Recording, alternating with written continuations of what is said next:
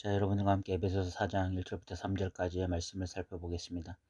사도 바울의 이 서신서들의 특징은 놀라울 정도의 균형감을 가지고 있다는 것입니다. 사도 바울은 1장부터 3장까지 신학적으로 우리 그리스도인들이 어떻게 구원을 받았는지에 대해서 잘 설명합니다. 그의 신학적 깊이는 너무나 탁월하고 깊었습니다. 그리고 난 이후 이 4장부터 6장까지는 그 신학적 이해를 토대로 우리가 어떻게 살아야 되는지를 말하고 있습니다. 이것이 사도 바울의 놀라울 정도의 균형 감각입니다. 우리는 신앙생활 하면서 둘 중 하나에 빠질 위험에 늘 처하곤 합니다. 하나는 신학적이 되는 것입니다. 늘 성경을 읽고 묵상하며 성경 공부에 열을 올리는데 정작 삶의 적용은 빈약한 성도들이 되기 쉽습니다. 또 하나는 그 반대편에 있는 실천적이기만 한 것입니다. 늘 무엇인가 시도하고 삶에 열심을 내고 적용해 보려고 하는데 정작 그 안에 건강한 신학이 없을 수 있습니다.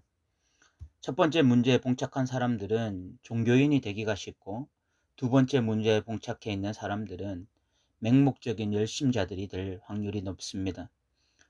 우리는 진지한 성경 고찰과 함께 늘 그 말씀을 우리의 삶에 적용함으로써 이 오류로부터 벗어나야 하는 것입니다. 4장 1절은 그러므로라 시작하고 있습니다. 이 1장부터 3장까지의 신학적으로 고찰을 진지하게 했다면 그러므로 이제 삶에 적용하라는 것입니다. 그래서 1절에 이렇게 말씀합니다. 부르심이 합당하게 행하라. 4장 1절 보시면 그러므로 주 안에서 갇힌 내가 너희를 권하노니 너희가 부르심을 받은 일에 합당하게 행하여. 저는 이 4장 1절이야말로 사도 바울이 에베소서를 쓴 목적일 거라고 생각합니다.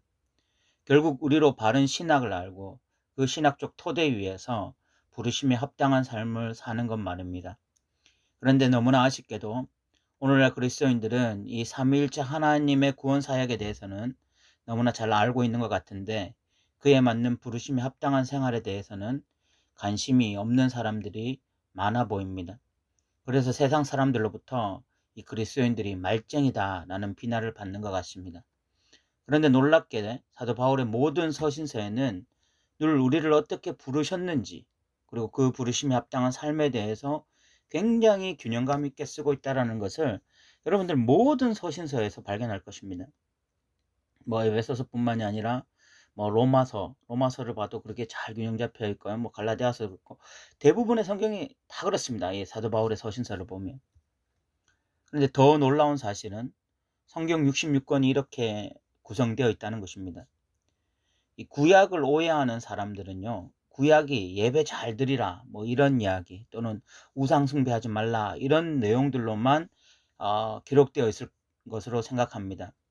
그런데 구약을 좀 조금만 진지하게 연구해 봐도 바로 알 수 있습니다. 구약은 종교적인 내용보다 삶에 대한 내용이 훨씬 많습니다.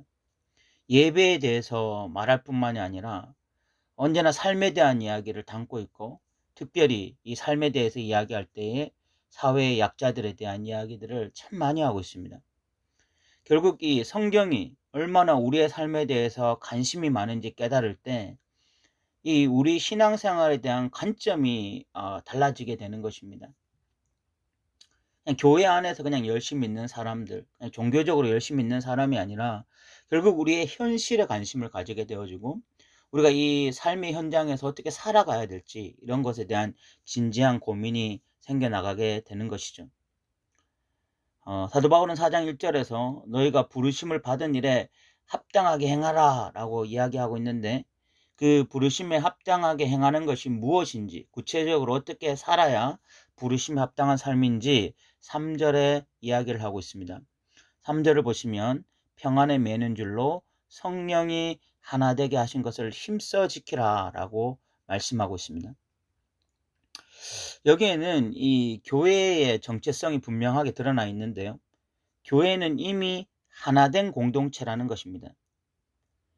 지금 이 4장 3절에 보면 성령이 하나 되게 하신 것, 하나 되게 하실 것이 아니라 이미 성령으로 인해서 교회는 하나 되어져 있는 공동체라고 말씀하고 있습니다. 어떤 사람들이 모여서 취미 생활을 같이 하고 아니면 기도회를 뜨겁게 하고 아니면 뭐 무언가 뭐 커피를 마시고 마음을 나누고 이렇게 되어져서 그 하나가 되어지는 것이 아니라 이미 하나님의 사역, 성령님의 사역으로 교회라고 하는 것은 하나가 되어 있는 상태라는 것입니다. 그래서 우리가 교회로 모일 때 이미 성령이 우리를 하나 되게 하셨어요. 예수님 안에서. 이게 눈에 보이지 않지만 우리는 이미 성령의 이 평안에 매는 줄로 인해서 성령이 이미 하나 되게 하신 공동체, 이것이 교회의 공동체라는 것입니다. 그런데 이렇게 교회가 성령으로 인해서 하나 되어져 있는 이 상태를 성도들이 해야 하는 것이 있는데 힘써 지켜야 한다라고 말씀하고 있습니다. 여기서 힘써 지킨다라는 헬라어는요, 스푸다 존테스라는 말인데, 이 말의 의미는요, 본인 스스로가 주도권을 가지고 지금 당장 적극적으로 행한다라는 의미를 가지고 있습니다. 그러니까 본인 스스로 주도권을 가져야 돼요. 이 힘써 지킨다라는 것은요, 다른 사람이 하겠지, 뭐 목사님이 하겠지, 장로님이 하겠지, 뭐 권사님이 하겠지, 이런 생각이 아니라 성도 한 사람 한 사람이 이 성령이 하나 되게 하신 것을 힘써 지키기 위해서 본인이 주도권을 가져야 되는 것입니다. 본인이 해야 되는 거, 본인이. 또 그리고 지금 당장이라는 의미가 있거든요. 그러니까 굉장히 긴급하고 급하게 지금 해야 될 일이라는 것이 있습니다. 나중에 뭐 내가 좀 덜 바빠지면 하겠지, 나중에 내가 무슨 뭐 상황이 좋아지면 하겠지, 이런 것이 아니라 이 스푸다 존테스, 이 힘써 지키라, 이 말은 지금 내가 해야 되는 일이에요. 나의 어떤 상황과 상관없이 지금 해야 됩니다. 그리고 여기에는 적극적으로 하라라는 말이 있습니다. 정말 이 교회 안에서의 그 하나의 아쉬움이 뭐냐면 자꾸 성도들이 수동적이 되는 모습을 저는 참 많이 보거든요. 그전에 있던 교회들에서 제가 제일 많이 느꼈던 것이 성도들은 수동적이어야 하고 어떤 전문 사역자들은 적극적이어야 하는 이런 문화를, 교회 안의 문화를 많이 봤어요. 성도들도 그런 것들을 당연스럽게 생각하는 모습을 많이 봤습니다. 그러니까 목사들은 교회에서 페이를 받으니까, 월급을 받으니까 적극적으로 해야 되지만 성도들은 또 각자의 어떤 삶이 있기 때문에 뭐 이렇게 교회 안에서의 일은 굉장히 수동적이 될 수밖에 없다, 이렇게 생각하는 그리스도인들을 참 많이 봤는데 결국 그런 것이 교회를 망치는 거거든요. 그런 것이 성경적이지 않게 되는 첫 번째 단추라고 저는 생각이 되어집니다. 우리가 교회 공동체로 모일 때는요, 누구다 뭐 목사든 장로든 뭐 집사든 누구든지 간에 그냥 하나님의 백성으로서 모이는 거거든요. 하나님의 백성의 무리인 것이지 직분으로 모이는 게 아니에요. 이 스푸다 존테스, 힘써 지키라, 이 말은 뭐 목사나 특정한 몇 명에게 소속되는 말이 아니라, 해당되는 말이 아니라 교회 공동체 모두에게 하는 말이에요. 그러면 그 교회 공동체가 지금 적극적으로 자기 스스로가 긴급하게 해야 할 일이 뭡니까? 성령이 하나 되게 하신 것을 힘써 지키라 라고 말씀하고 있는 것입니다. 에베소서를 정상적으로 읽는 사람들은요, 제일 먼저 보여야 될 것이 교회 공동체입니다. 이 교회라고 하는 공동체가 얼마나 값지고 귀한지를 알게 되어져요. 에베소서를 보면. 그러니까 교회가 무엇보다도 예수가 머리시고 우리가 한 몸 된 공동체라는 것, 이것을 깨닫게 되어집니다. 그래서 서로 성전으로 지어져 가고 있다는 것, 한 세 사람이 되었다는 것, 뭐 이런 것들을 정말 이 에베소서를 보면 교회가 무엇인지를 깨닫게 되어져요.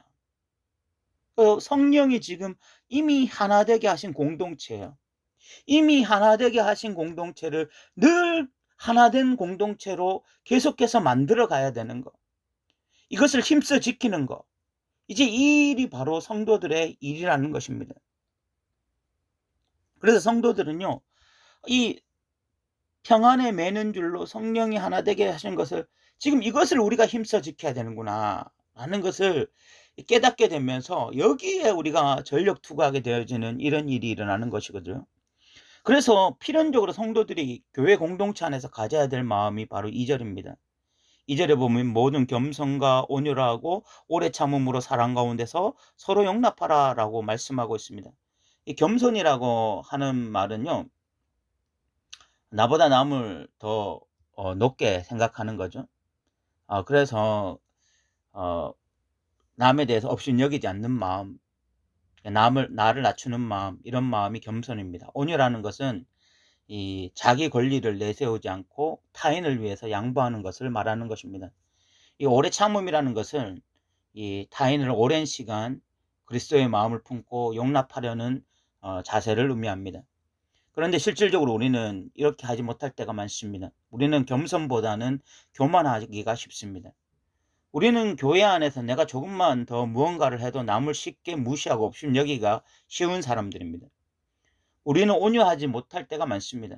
그래서 내 권리가 중요하고, 내 시간이 중요하고, 내 느낌이 중요하고, 나의 자존심이 중요하고, 내가 인정받는 것이 중요하고, 그럴 경우가 많아요.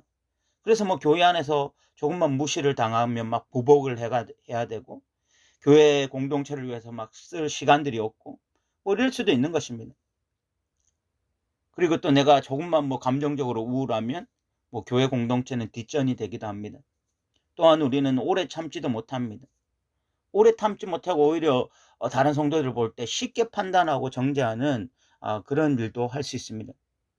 결국 우리의 기본 성향이 성령이 교회 안에 만들어 놓으신 하나님의 이 하나됨과 철저하게 반대적인 성향이에요. 우리는 그런 성향을 가지고 있습니다. 우리가 우리의 그 기본 성향을 가만히 내버려 두고 그냥 교회 안에서 그냥 내가 느끼는 대로, 내가 생각하는 대로 그렇게 우리가 신앙생활 하면은요, 반드시 성령이 하나 되게 하신 것을 다 깨어버립니다, 그냥. 이런 일이 일어나요.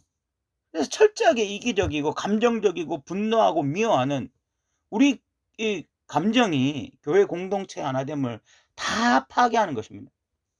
그래서 우리에게는 이 스푸다 존테스, 힘써 지키는 것이 꼭 필요한 것이죠. 힘써 지켜야 되는 거예요, 힘써. 내가 내 자신을 통제하고요. 그래서 내 자신을 겸손과 온유와 오래 참음으로 서로 사랑 가운데 용납하기 위해서 이 내 자신을 지켜나가는 일, 누구보다도 나를 지켜나가는 일, 그 나를 지켜나가면서 자꾸 다른 사람들을 용납하려고 하는 이 훈련을 하지 않으면은 가만히 나를 내버려 두면 계속해서 이 하나됨을 파괴하는 것이거든요. 여러분, 저는 요즘 그런 생각이 많이 듭니다. 세상은 교회에 관심이 없습니다. 요즘 현대인들은 교회에 관심이 없어요. 그러니까 교회에 기대감이 없기 때문에 교회에 관심이 없습니다. 교회가 아무리 진리에 대해서 떠들어도요, 그들은 이제 들을 준비가 안 돼 있습니다. 이번에 특별히 뭐 코로나 사태가 터지면서 이제 세상 사람들은 뭐 구원파나 교회나 유사하게 볼 정도로 교회의 이미지가 바닥을 치게 되었습니다. 그런데 교회 공동체 안에서 이 세상에 없는 성령이 하나 되게 하신 것을 이 세상 사람들이 보게 되어진다면 이야기는 완전히 달라질 것입니다. 그들은 교회에서 말하는 진리 때문이 아니라 그 진리를 담고 있는 공동체 때문에 이 진리에 주목하게 되어지는 일이 일어나게 될 것입니다. 부르심에 합당한 생활, 즉 성령이 하나 되게 한 것을 힘써 지켜나가는 귀한 공동체가 우리 도노린 공동체가 되었으면 좋겠습니다. 신학적으로 잘 안다고 하는 것은, 내가 신학적으로 이제 많은 것들을 깨달았다 하는 것은 결국 우리의 삶으로 표현되는 것입니다. 특별히 공동체를 사랑하고 공동체를 위해서 희생을 하고 헌신을 하고, 그래서 성령이 하나 되게 하신 것을 힘써 지켜나가고, 이런 것이 결국 우리가 지금 제대로 진리를 알고 있다라는 것을 증명하는 것입니다. 신학적으로 깨달은 자들은 삶으로 열매 맺으며 살아갑니다.